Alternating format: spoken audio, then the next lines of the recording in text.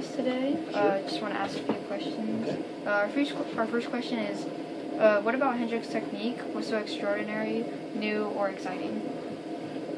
Well, Jimi Hendrix basically redefined the electric guitar as an instrument separate and distinct from the acoustic guitar. Before Hendrix, the electric guitar was basically just a louder version of the acoustic guitar. And what Hendrix did was demonstrate that it was capable of producing this huge range of sounds that you could not get out of an acoustic guitar.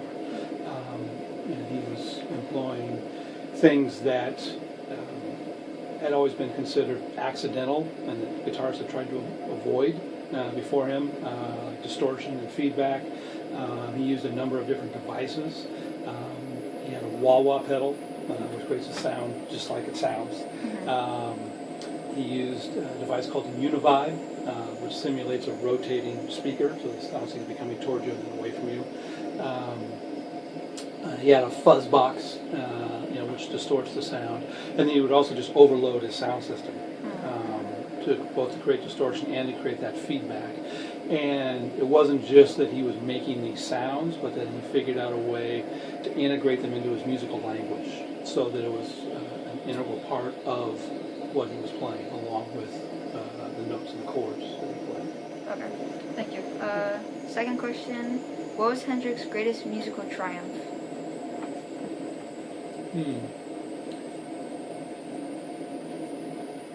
Well, I mean, I think I kind of like answered that. Are you looking like for an event? Yeah, like an event. Okay.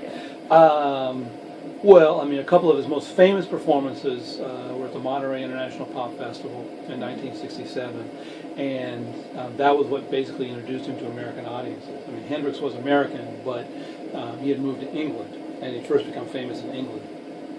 And then coming to Monterey was his first time playing in this country with his band, the Jimi Hendrix Experience. And that performance is also famous because that's when he lit his guitar on fire at the end of the performance. You've seen that before? Good, yeah. And, of course, he played at Woodstock. The Star Spangled Banner, exactly, yeah. And,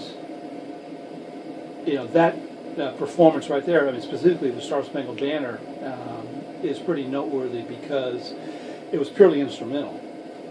Nobody was singing the words to the song.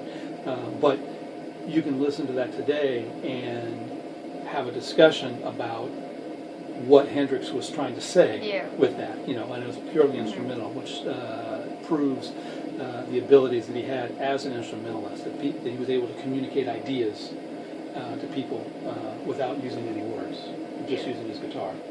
Okay. Do you think it's a tragedy that he died so young? Oh, I mean, for sure. I mean, first off, for anybody to die, I believe he was 27. Yeah. Would you mind using those those words? I think it's a tragedy. Oh, sure. Yeah. Okay. I definitely think it's a tragedy that Hendrix died when he did at the age of 27. Of course, it's a tragedy for anyone to die that young. But for Hendrix, he was really just getting started as a musician. I mean, you think about the fact that he didn't become famous in this country until the summer of 1967, and 1970 is when he died. His career had really just gotten started, and he seemed to be moving in some interesting new musical directions. He was supposedly going to record with this jazz arranger by the name of Gil Evans, who done a bunch of work with Miles Davis in the 50s and the early 60s. And by some accounts, Miles was going to be a part of that project as well. Hendrix had also, he'd done some jamming with a jazz guitarist named John McLaughlin. Jazz seemed to be something that he was interested in and was moving toward. And the idea of mixing together elements from the rock that he played, that he was known for, and jazz, and of course blues was an important part of what he did as well. And then also, he had just built this recording studio in New York City, the Electric Lady Studios, and really only had an opportunity to record in there, I think, just a couple of times before he went to Europe, before that final tour. And I think it would have been interesting to hear what he could have done, in his own recording studio. His idea was he's basically going to spend all of his time there.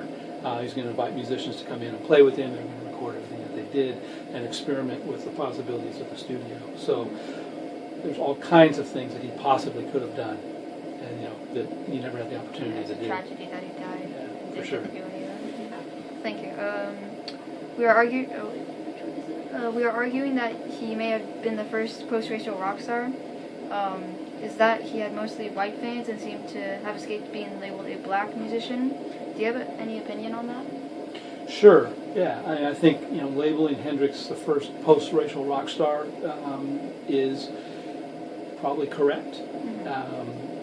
He did have primarily white fans, and he was the first African American rock musician to really achieve prominence since the 1950s. The original figures that helped to start the music, people like Chuck Berry and Little Richard. Rock had largely become the province of white musicians and white fans by the late 60s. And Hendrix, being African American, really kind of reintroduced African Americans to the music. But it's also true that he caught some flack from other African Americans for playing with white musicians. The two original members of the Jimi Hendrix Experience were both white, and for playing for primarily white audiences. And he did change to an extent the musicians that he was playing with, and he started playing with some African American musicians. So it's not like race was not a factor in his career. He definitely was still on the receiving end of some criticism because he was seen by some blacks as having kind of turned his back on other African American musicians.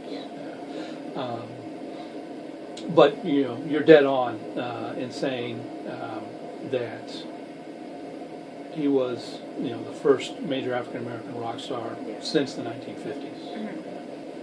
Okay. That's all we have. Okay. But thank you. Yeah. Thanks so much for your time. Yeah.